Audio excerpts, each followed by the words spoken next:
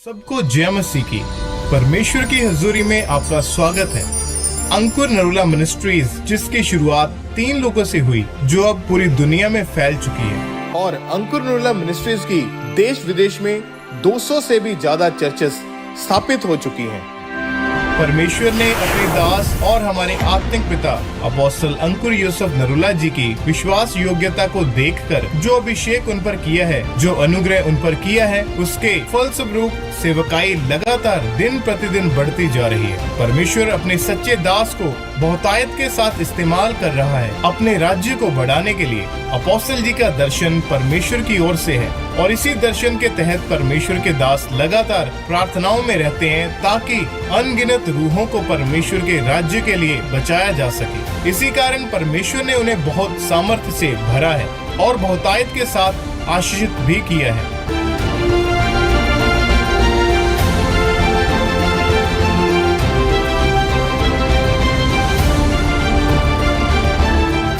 आप भी अपोस्टल जी के दर्शन के साथ जुड़कर आशीषित जीवन जी सकते हैं और परमेश्वर के राज्य में बढ़ चढ़कर हिस्सा ले सकते हैं। हालेलुया।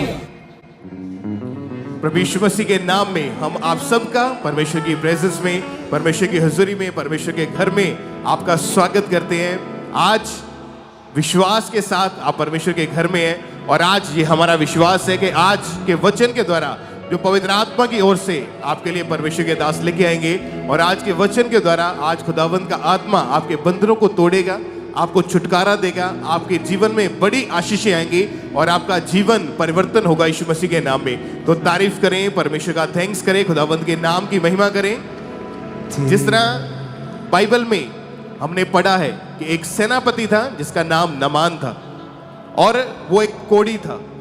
उसका कोढ़ बहुत भयंकर हो चुका था, लेकिन जब उसको किसी ने बताया कि परमेश्वर का दास जब तू उसके पास जाएगा तो तू चंगा हो जाएगा इस कोढ़ से, और जब वो गया परमेश्वर के दास एलीशा के पास, तो परमेश्वर के दास एलीशा ने उसको कहा कि जाकर यरदन नदी में 7 डुबकियां मार, तब तेरा कोढ़ जाता रहेगा। पहले तो वो उदास हो गया, गुस्सा किया और वापिस चला गया। लेकिन जब रास्ते में वापिस जा रहा था तो उसके सेवक ने कहा कि परमेश्वर के दास ने कौन सा तुझसे कोई बड़ा काम करने के लिए कह दिया है, इसलिए तू उसकी बात को मान। और जैसे ही नामान कोढ़ी ने परमेश्वर के दास एलीशा की बात को माना, उसने 7 डुबकियां मारी और उसका कोढ़ सदा के लिए जाता रहा। उसी घड़ी वो अपनी बीमारी से, अपने कोढ़ से चंगाई को पा गया। और जैसे ही उसने परमेश्वर के दास के वर्ड को सुना और उसको एग्जैक्टली फॉलो किया, उसको माना, और खुदावन ने उसके कोढ़ को सदा के लिए खत्म कर दिया।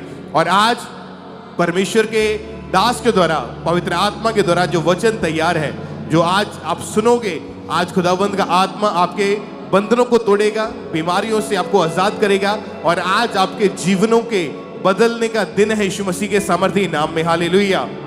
तो मैं चाहता हूं कि आप अपने आप को तैयार करें परमेश्वर के वचन को सुनने के लिए, अपने हाथों को हिलाते हुए परमेश्वर की महिमा में। मेरा कोई वजूद ना होता जे मेरी जिंदगी च तू ना होता, मेरा कोई वजूद न हुंदा, अपने सिजने सारे पासा वट लेंदे,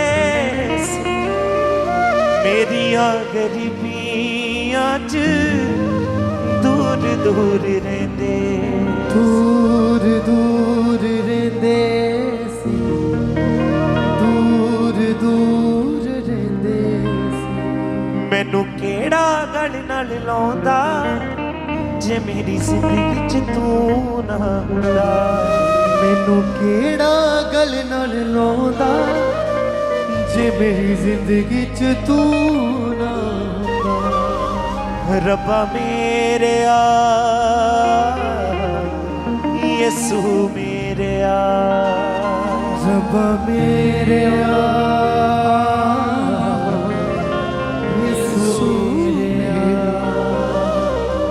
मेरा कोई वजूद ना हुंदा जे मेरी जिंदगी च तू ना हुंदा, मेरा कोई वजूद ना हुंदा जे मेरी जिंदगी च तू ना हुंदा, मेरा कोई वजूद ना हुंदा जे मेरी जिंदगी च तू ना हुंदा, मेरा कोई वजूद ना हुंदा जे मेरी जिंदगी च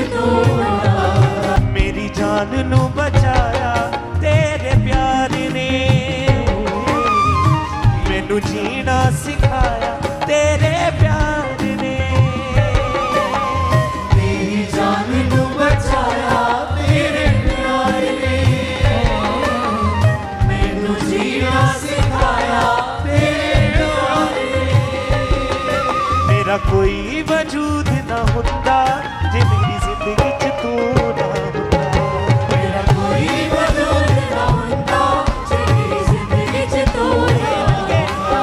मेरा कोई वजूद ना होता जे मेरी जिंदगी च तू ना होता। मेरा कोई वजूद ना होता जे मेरी जिंदगी च तू ना होता। यीशु मेरेया, यीशु मेरेया, यीशु मेरेया, यीशु मेरेया, यीशु मेरेया, यीशु मेरेया। यीशु मेरेया, यीशु मेरेया। मेरा कोई वजूद ना होता जे मेरी जिंदगी च तू ना होता।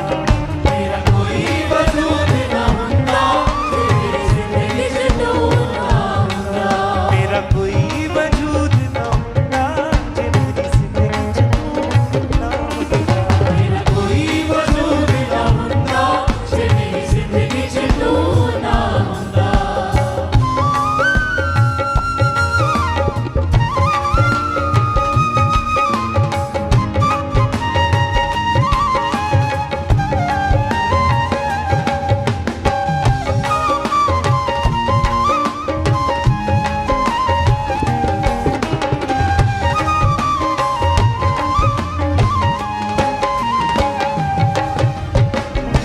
सोचां विच दिन अते रात लग जांदे सी, दुखां वाले पल मैनू रोज ही रवांदे सी।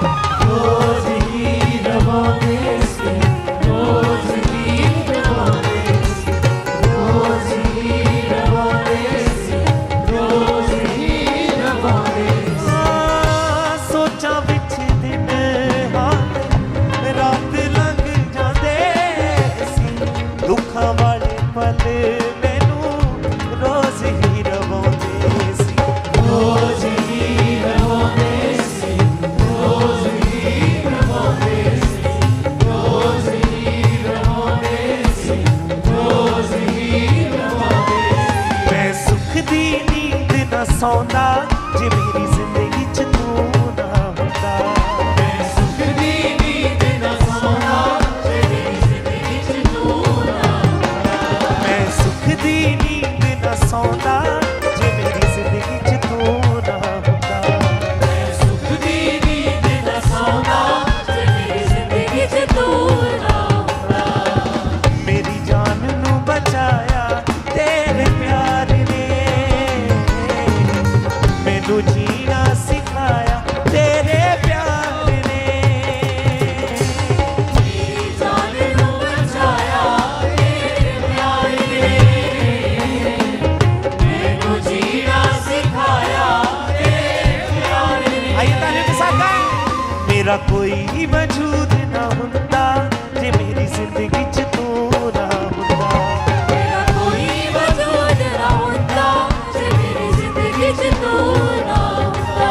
यीशु मेरेया, यीशु मेरेया, यीशु मेरेया, यीशु मेरेया, यीशु मेरेया, यीशु मेरेया।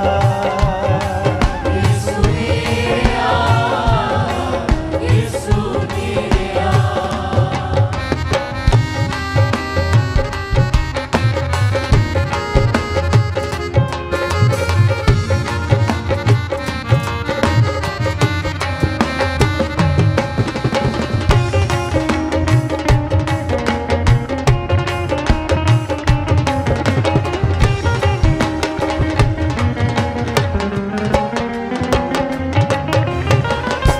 अपने सिजने सारे पासा वट लेंदे सी,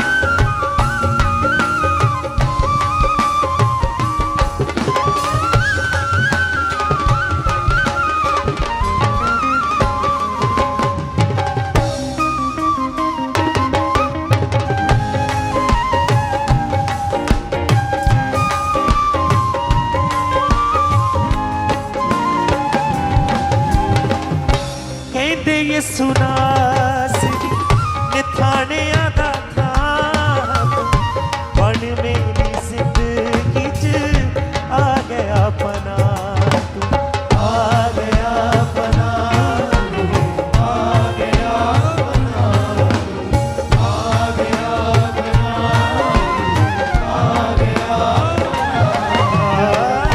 कहते यीशु नासरी निथाने आदा था तू बन मेरी जिंदगी च आ गया पना आ गया पना तू आ गया पना आ गया पना आ गया पना मैनू कोई भी ना अपनाउंदा जे मेरी जिंदगी च तू ना हुंदा कोई भी मैनू कोई भी ना अपनाउंदा जे मेरी जिंदगी च तू ना हुंदा कोई भी ना अपनाउंदा जे मेरी जिंदगी च तू ना हुंदा मेरी जान नू बचाया तेरे प्यार ने मैनू जीना सिखाया तेरे प्यार ने मेरी जान नू बचाया तेरे प्यार ने मैनू जीना सिखाया तेरे प्यार ने मेरा कोई वजूद ना होता जे मेरी जिंदगी च तू ना होता मेरा कोई वजूद ना होता जे मेरी जिंदगी च तू ना होता मेरा कोई वजूद ना होता जे मेरी जिंदगी च तू ना होता मेरा कोई वजूद ना होता जे मेरी जिंदगी च तू ना होता यीशु मेरे यीशु मेरे यीशु मेरे यीशु मेरे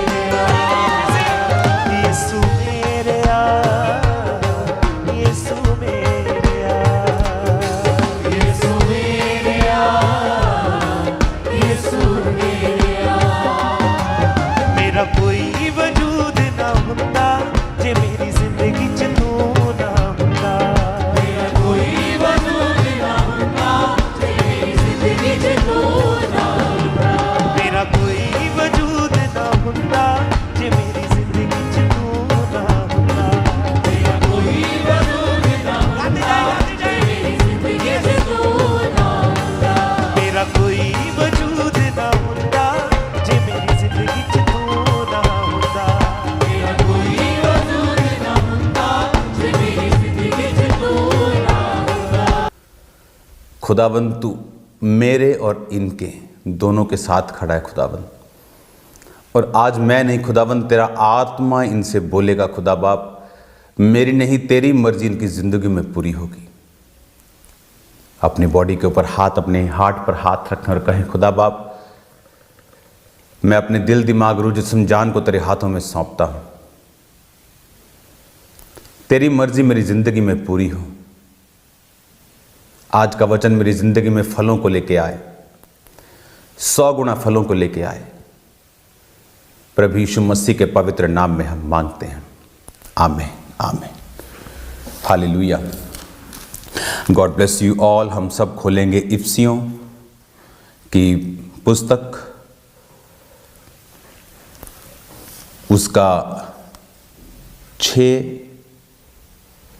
और उसकी 15 आयत को अगर आप स्क्रीन पे निकाल सकते हैं तो आप जल्दी से निकालेंगे। इफिसियों 6 उसकी 15 आयत। और पाँव में मेल के सुसमाचार की तैयारी के जूते पहनकर, अगर हम इफिसियों 6 उसकी 10 से लेकर 19 आयत तक, 20 आयत तक पढ़ते हैं तो 10 आयत को सिर्फ हम पढ़ेंगे, एक आयत को।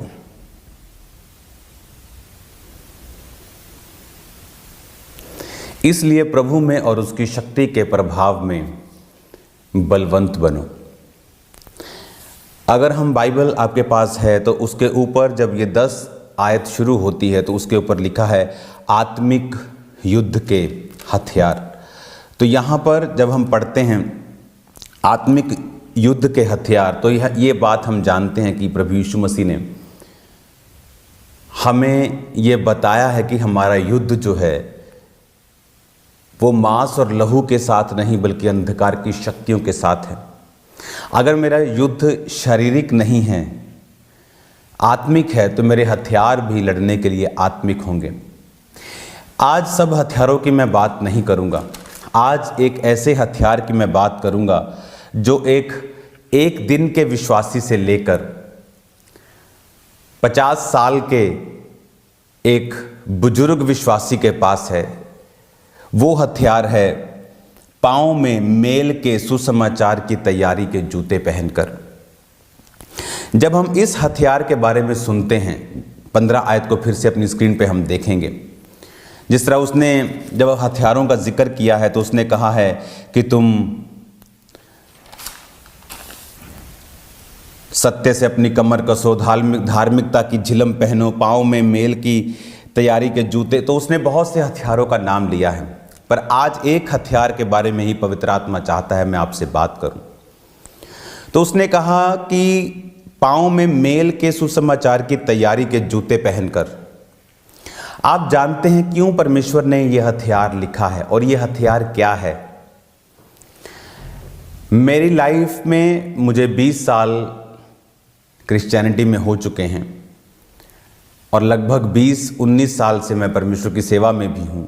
जस्ट मैं 6 मंथ का बिलीवर था और मैंने सेवकाई को शुरू कर दिया था और ले हैंड स्टार्ट किया था लोगों के ऊपर। इन 19-20 सालों में मेरे मसीही एक्सपीरियंस में मैंने क्या देखा है कि जो व्यक्ति जीसस क्राइस्ट की टेस्टिमनीज, उसके वर्ड, उसकी गवाहियों, उसकी भलाई का प्रचार करते हैं, वो दूसरों से कहीं अधिक ब्लेस्ड हैं। क्योंकि प्रचार करने के लिए अगर ये हथियार परमेश्वर ने सिर्फ चेलों को देने होते तो फिर ये परमेश्वर चेलों से बात करता कि मैं तुम्हें कुछ हथियार देता हूं जो मैं लोगों को नहीं देता हूं। जिस तरह परमेश्वर ने चेलों को कहा था कि मैं लोगों में दृष्टांतों में बातें करता हूं, लेकिन जब तुम मेरे पास आते हो, मेरे करीबी लोग हो, मैं तुमको खोल कर बताता हूं। फिर परमेश्वर ऐसा बोलता कि मैं तुम्हें कुछ हथियार देता हूं जो मैं लोगों को नहीं देता। जब वो तुम्हारे लेवल पे पहुंच जाएंगे वो भी इन हथियारों को पा लेंगे। लेकिन प्रभु ने ऐसा नहीं कहा। ये हथियार सभी विश्वासियों के लिए हैं, ऑल बिलीवर्स। क्या हथियार है ये? मेरी लाइफ में जब मैं जस्ट 3 मंथ का बिलीवर था और जस्ट 2.5 मंथ के करीब 2 महीने के अंदर अंदर मैंने आई थिंक 2 महीने के अंदर अंदर ही मैंने बैप्टिज्म ले लिया था और मैंने प्रीच करना शुरू कर दिया था। और प्रीच करने के लिए, जीसस क्राइस्ट की भलाई का प्रचार करने के लिए मुझे गवाही की ज़रूरत नहीं थी, क्योंकि मैं बहुत सी गवाहियां देख चुका था चर्च में होती हुई। क्योंकि मैं बहुत दुविधा में रहता था, बहुत शक में रहता था, अगर ये प्रभु है तो वो कौन है, वो परमेश्वर नहीं है तो इतने लोग उसे क्यों मानते हैं, ऐसा इतने क्वेश्चंस, इतने डाउट, इतने दुष्ट आत्मा के अटैक मुझ पर होते थे। क्योंकि शैतान आने वाले समय के बारे में जानता था कि ये कौन सी रोशनी में बढ़ रहा है। उसे पूरा तो मालूम नहीं होता, लेकिन उसे रोशनी दिखाई देती है। लेकिन उस गवाही को जो अभी मेरी लाइफ में पैदा भी नहीं हुई थी, अभी सिर्फ इमेजिन करो, अगर मैं अभी 2 महीने का क्रिश्चियन हूं तो अभी फर्स्ट टेस्टिमनी मेरी लाइफ में थी कि मैंने नशे को त्याग दिया था, नशा छोड़ दिया था, बैप्टिज्म ले लिया था। वही टेस्टिमनी मैंने देनी शुरू की। पाँव में मेल के सुसमाचार की तैयारी के। सुसमाचार क्या है? Good news. गुड न्यूज क्या है? एवरीथिंग अबाउट जीसस, कि वो क्या करते हैं, जीसस ने हमारे लिए क्या किया है, वो तुम्हारे लिए क्या कर सकता है, वो कैसा परमेश्वर है, वो भला परमेश्वर है, वो रोशनी है, उसने तुम्हें नमक बनाया है, उसने तुम्हें ब्लेस करने के लिए बुलाया है, उसने तुम्हें आशीषित होने के लिए बुलाया है, परमेश्वर ने तुम्हारी मैरिज को ब्लेस करने के लिए बुलाया है, तुम्हारी फैमिली को बैलेंस करने के लिए बुलाया है, धर्मी के वंश को बचाने के लिए बुलाया है। So many things, they all are good news. तो जब मैं अपने दोस्तों से, अपने हम होलसेलर थे बिजनेस के, तो जो दुकानदार बड़े बड़े जो रिटेल शॉप्स आप देखते हो रोड्स के ऊपर सैनिटरी की, जो बड़े बड़े दुकानदार थे वो हमसे सामान लेने आते थे, तो फिर मैं उनसे पैसा लेने के लिए जाता था। तो जब जाता था तो मैंने फास्टिंग रखी होती थी। तो पूछते थे कि क्या पियोगे, आप क्या खाएंगे, तो मैं बोलता था नहीं मेरी फास्टिंग है। बोलते ये कौन सा फास्ट है, आज तो शनिवार है, ये कौन सा फास्ट है। तो फिर उनको बताता कि मैं जीसस क्राइस्ट को मानता हूँ, ऐसे ऐसे प्रभु ने मुझे आज़ाद किया, मैं बहुत नशों में था, बीमारियों में था, परमेश्वर ने मुझे दुष्ट आत्मा से आज़ाद किया, इस तरह से मैं नशों से आज़ाद हुआ हूँ, बुरे कामों से आज़ाद हुआ हूँ। तो पंजाब में अगर कोई नशे की टेस्टिमनी देता था तो बड़ी प्रभावी मानी जाती है वो। तो इस तरह से मैं इसलिए बता रहा हूँ कि आपकी लाइफ में अगर आप जीसस के बारे में बात नहीं करते हैं तो एक हथियार आपकी लाइफ में कम है, इसीलिए शैतान आपकी लाइफ के ऊपर अटैक करता है और आपकी लाइफ के ऊपर कब्जा करता है। क्योंकि वचन ये कहता है कि अगर आपको शैतान को हराना है, आपको प्रॉपर हथियार आपके पास होने चाहिए, आपके पास वेपन्स होने चाहिए। प्रीचिंग वेपन है एक बिलीवर के लिए, क्योंकि जब आप प्रीच करते हैं आप इनडायरेक्टली अपनी जिम्मेवारी परमेश्वर को दे रहे होते हैं। आप इनडायरेक्टली और डायरेक्टली लोगों को यह बता रहे होते हैं कि आपका सिर का स्वामी जो है वो परमेश्वर है, आपका मालिक जो है वो परमेश्वर है, आप परमेश्वर में ही चले गए हैं, आप प्रभु में अपना जीवन दे चुके हैं, आपका मालिक परमेश्वर है, आपके जीवन में जो कुछ अब करेगा परमेश्वर करेगा। तो इस तरह से जो परमेश्वर की ग्रेस है हम उसे ले लेते हैं। ये बात हमेशा आपको याद रखनी है कि सूर्य है, कोई तो उसकी धूप लेकर विटामिन डी अपना पूरा कर रहा है, लेकिन कोई अंदर बैठा है और बिना हेल्थ के, लेकिन सूर्य तो सबको दे रहा है, लेकिन कौन ले रहा है? परमेश्वर के पास है। लेकिन वचन ये कहता है कि जब प्रभु यीशु मसीह रास्ते पे जा रहे थे तो एक औरत ने जब उसके वस्त्र को छोर को छुआ तो बाइबल कहती वो हील हो गई, और जीसस ने कहा किसी ने मुझे छुआ है। तो भीड़ छू रही थी, तो चेले बोले परमेश्वर भीड़ छू रही है तो किसी ने क्या छुआ है? भीड़ छू रही है तेरे को। परमेश्वर का नहीं, किसी ने बाय फेथ मुझे छुआ है, क्योंकि मुझ में से सामर्थ निकली। तो कोई तो वैसे ही छू रहा है, लेकिन कोई विश्वास के साथ छू रहा है।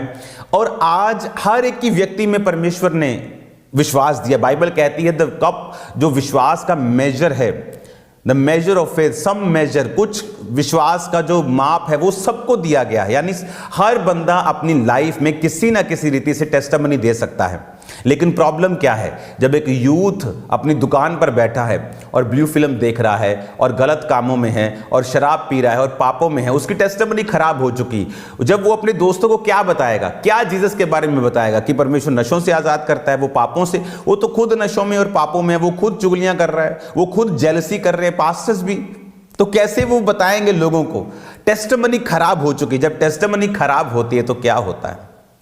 जब टेस्टिमनी खराब होती है आपके पास हथियारों की कमी होती है। लेकिन जब आप हथियार आपको यूज करना आ गया कि ये एक हथियार है, सुसमाचार की तैयारी के जूते की, एवरी टाइम मुझे रेडी रहना है।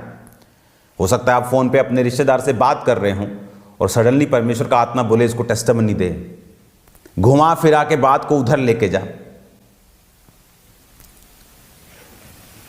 कोई शारीरिक शराबी होना, कोई आप जो मेरे दोस्त होते थे, जब हम बैठते थे, ओ यार काम बो वधिया, चलो चलिए आज 2 पैग, चलो यार आज काम बो माड़ा है, चलो आओ आज स्ट्रेस रिलीज करने चले, आज खुशी मनाने। तो जिसने पीनी है उसने बहाना बनाना है।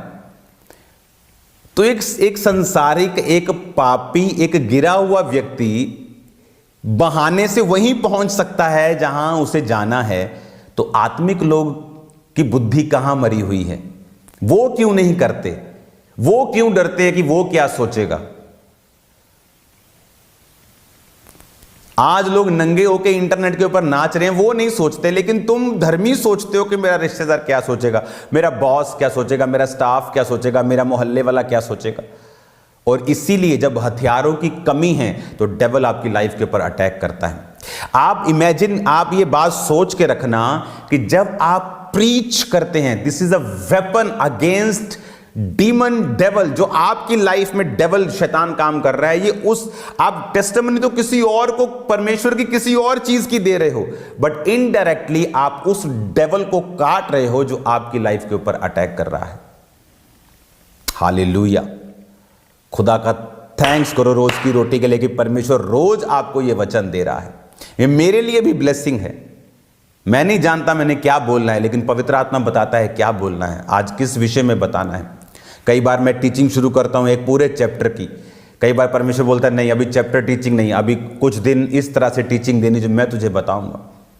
तो इस बात को आप बड़े ध्यान से आपको समझना है कि आप मान लीजिए आपका दोस्त बात कर रहा है, वो यीशु मसीह के बारे में नहीं जानता, आपके माइंड में है कि मुझे घूम फिरकर इसको ये टेस्टिमनी देनी है, तो आपके अंदर अगर परमेश्वर के लिए प्यार होगा तो आप घूम फिर के आ जाओगे उसी चीज के ऊपर बड़ी आसानी के साथ।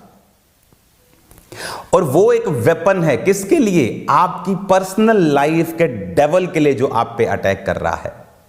इसलिए तो कहते हैं वो गवाही के वचन के कारण और मेमने के लहू के कारण शैतान के ऊपर फतेहमंद हुए, कि गवाही का वचन मैं टेस्टिमनी दे रहा हूं अपने भाई को, अपनी दुकानदार को, अपने फ्रेंड्स को, अपने लोगों को, ये मेरी लाइफ के ऊपर काम कर रहा है जब मैं गवाही दे रहा हूं। जब उस छोटी लड़की ने नामान को टेस्टिमनी दी कि अगर नामान अगर मालिक मेरे देश में होता तो भविष्यद्वक्ता उस पर हाथ रखता और वो चंगा हो जाता। टेस्टिमनी, उसने ये नहीं देखा कि मैं खुद बंधुआई में हूं। और आपको क्या लगता है कि जब नामान हील होकर वापस आया, उस लड़की को उसने बंधुआई में रखा होगा? क्या उसको सोने और चांदी और बड़े बड़े वरदानों के साथ भेजकर उसे नहीं भेजा होगा? क्योंकि बाइबल कहती वो बड़ा प्रतिष्ठित था, राजा की जीत में शामिल था। परंतु जब परंतु लग जाता है तो सारी लाइफ मिट्टी हो जाती है। कि बड़ा पढ़ा लिखा लड़का है जी, बड़ा ईमानदार है, बड़ा पैसे वाला है, परंतु नशेड़ी है। परंतु मतलब खत्म हो गया, जो पहले बोला था वो फिनिश हो गया। तो उसकी लाइफ को डेविल ने फिनिश करके रखा था। लेकिन जब उस लड़की ने गवाही दी तो उसकी लाइफ भी बचाई गई और लड़की की लाइफ भी ब्लेस्ड हुई और छूटी बंधनों से। तो ये एक वेपन है, ये एक हथियार है टेस्टिमनी को देना। मैं 2 महीने का था टेस्टिमनी दे सकता था, जब मैं 2 साल का था मैं और दे सकता था, आज मैं 20 साल का मसीही हूं मैं और दे सकता हूं। तो टेस्टिमनी सबके पास है, आपके पास अपनी नहीं है। चर्च में किसी की दे दो, वो ओरिजिनल है, वो फेक नहीं है। ये प्रोफेटिक फेक प्रोफेटिक चर्च नहीं है जहां पर लोगों के डाटास देख के प्रोफेटिक किया जाए। आप चर्च की टेस्टिमनीज दे सकते हो बोल्डली, एड्रेस वहां लिखे हुए हैं लोगों के। आप लोगों को बता सकते हो परमेश्वर के बारे में, परमेश्वर की भलाई के बारे में, जो आपने एक्सपीरियंस किया। और आप फिर क्या देखेंगे कि परमेश्वर का जो रूह है वो आपकी लाइफ में काम कर रहा है। आपकी पर्सनल लाइफ के जो अटैक हैं, जो शैतान कर रहा था, वो फिनिश हो रहे हैं। हालेलुया। और यही बातें हमें समझने की जरूरत है। और जब हम इन बातों को समझ जाएंगे कि हमारे मन में हम एक सिस्टम फिट कर लेंगे कि I have to give testimony, आज मुझे किसी ना किसी को गवाही देनी है, ये मेरा वेपन है। गवाही तुम उसको दोगे किसी और चीज की, लेकिन इनसाइड अपनी लाइफ में तुम डेविल के ऊपर अटैक कर रहे हो, क्योंकि परमेश्वर ने कहा यह हथियार है और इसे बांध लो ताकि तुम बुरे दिनों का सामना कर सको। हालेलुया। 10 आयत को पढ़ेंगे फिर से। इसलिए प्रभु और उसकी शक्ति के प्रभाव में बलवंत बनो। 11 आयत को पढ़ेंगे। परमेश्वर के सारे हथियार बांध लो कि तुम शैतान की युक्तियों के सामने खड़े रह सको। अब परमेश्वर ने कहा उसके सारे हथियार बांध लो, और यह हथियार उनमें से एक हथियार की मैं आज बात कर रहा हूं, पांव में मेल के सुसमाचार की तैयारी के जूते पहन लो। ये एक हथियार है जिसके बारे में मैं आज आपसे बात कर रहा हूं। और जब आप इन चीजों को समझ जाएंगे कि जो बाइबल है वो बहुत डीप है, वेरी डीप। अगर एक चीज परमेश्वर ने लिखी है उसका मीनिंग आपकी लाइफ के अंदर तक जाएगा और आपको फ्री कर देगा। सोचो, अगर वो लड़की सोचती कि मैं इसको बताऊं, ये मुझसे नहीं बोलेगा कि तू क्यों नहीं फ्री हो रही, तू क्यों बंधुआई में है। जिस समय मैं आपको राइट बता रहा हूं, राइट डेटा, अपनी हीलिंग से पहले आप 10 साल लगा लो, अपनी हीलिंग से पहले जितनी मैंने यीशु मसीह की टेस्टिमनीज दी हैं, अपनी हीलिंग के बाद मैंने उतनी नहीं दी। अगर 10 साल में 3000 दिन हो गए ना, 3600 दिन हो गए करीब, तो आई थिंक एवरी डे मैंने टेस्टिमनी दी होगी। हीलिंग के बाद शायद मैंने 3000 दिन दी होगी। तो हीलिंग है कि नहीं है, टेस्टिमनी डिपेंड नहीं करती इस पे, गवाही देना इस पे निर्भर नहीं करता। आप गवाही दे सकते हैं। अब मैं मार्केट में नहीं हूं कि मैं रोज अपने भाई को गवाही दूं, अपने दोस्त को गवाही दूं। अब मेरी गवाही को मेरे ख्याल से आप लाखों लोग रोज सुन रहे हैं, तो गवाही तो ज्यादा लोग सुन रहे होंगे, लेकिन इंडिविजुअल मैं बात कर रहा हूं, जिस तरह पहले मैं अकेले अकेले को टेस्टिमनी देता था। हालेलुया। इंडिविजुअली किसी से बात करना, गवाही देना। भूल जाओ आपकी लाइफ में कौन सा स्ट्रेस है, कौन सी आप स्ट्रगल से गुजर रहे हैं। जब आप टेस्टिमनीज देते हैं, वो आपकी स्ट्रगल को भी फिनिश करता है। और जब आप इन बातों को समझ जाएंगे, आप समझ जाएंगे कि इस वचन को हम फिर से पढ़ेंगे। अब हम पढ़ेंगे 17 आयत को, हम पढ़ेंगे 16 आयत को।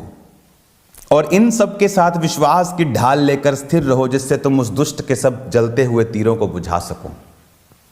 विश्वास की ढाल लेकर, फेथ किसे कहते हैं? जब मिल गया तो सब फेथ कर सकते हैं, एक अविश्वासी भी फेथ कर सकता है, लेकिन विश्वास की ढाल उसे कहते हैं कि जब आपकी लाइफ में स्ट्रगल हो, फिर भी आप बाय फेथ अड़े रहे और खड़े रहे। ये हथियार हैं। जब आप वेपन्स सीख जाते हैं, आप जीतना सीख जाते हैं। अगर आपको लड़ाई में वेपन्स नहीं चलाने आते तो आप कैसे जीतेंगे? फिर से पढ़ेंगे।